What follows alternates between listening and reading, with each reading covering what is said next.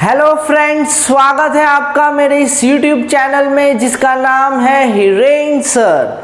आज हम डिस्कस करने वाले हैं accounts exam related questions only and only for class 12th। तो चलिए शुरू करते हैं। पहला क्वेश्चन, इंटरेस्ट ऑन ड्राइंग्स का एकदम शॉर्टकट फॉर्मूला। तो इसका फॉर्मूला है टोटल ड्राइंग्स जो आपको क्वेश्चन में दिया होगा multiply by rate of drawings का इंटरेस्ट भी दिया होगा। थर्ड है एवरेज पीरियड डिवाइडेड बाय 12। तो टोटल ड्राइंग्स और इंटरेस्ट ऑन ड्राइंग्स तो पता होगा, पर ये एवरेज पीरियड कहाँ से आएगा, तो उसकी फॉर्मूला है ये रही जो हमारा नेक्स्ट क्वेश्चन हो सकता है।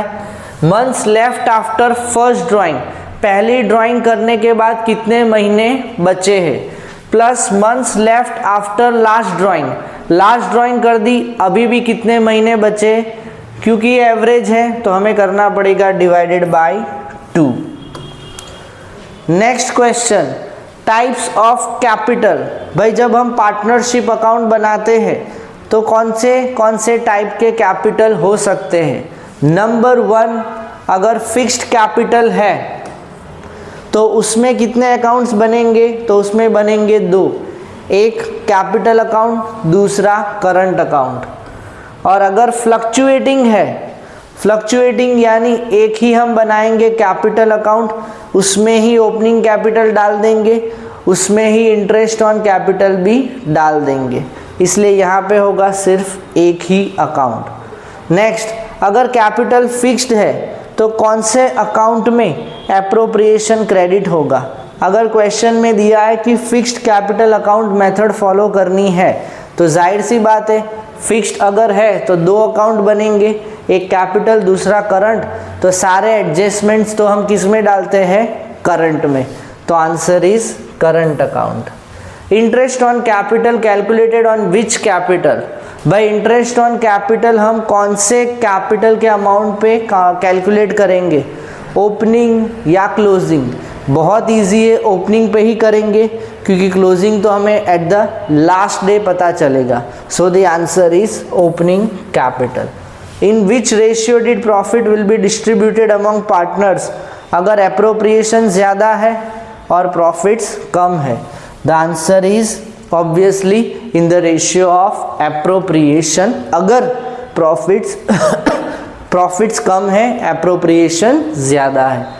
Interest on loan account, which account will be debited. Interest on loan हम कौन से अकाउंट में डेबिट करते हैं, वेरी सिंपल, क्योंकि ये इनडायरेक्ट एक्सपेंस है इसीलिए प्रॉफिट एंड लॉस अकाउंट।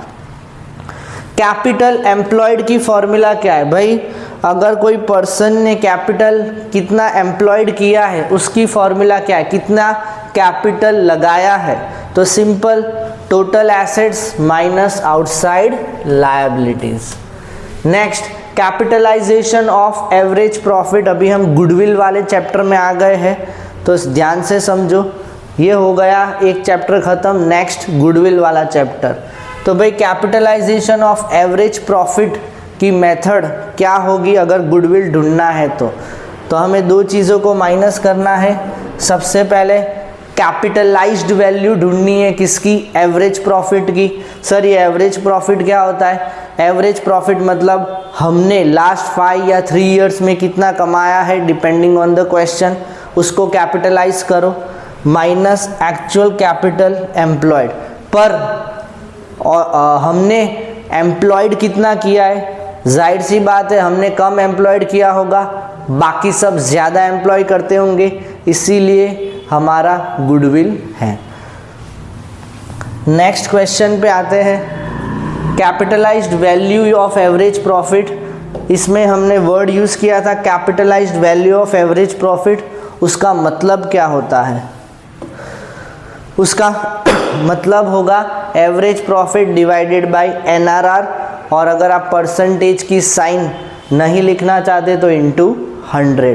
तो एवरेज प्रॉफिट्स हमें ढूंढना पड़ेगा, NRR क्वेश्चन में ही दिया होगा, और यहाँ से जो आंसर आएगा वो आपको यहाँ पे पुट करना है minus actual capital employed. Next, formula of capitalisation of super profits, super profits भी वही होता है, बाकी कितना प्रॉफिट कमाते हैं और हमने कितना एक्स्ट्रा प्रॉफिट कमाया। तो एवरेज प्रॉफिट्स माइनस नॉर्मल, ये हमारा प्रॉफिट माइनस बाकी फर्म्स कितना कमाते हैं।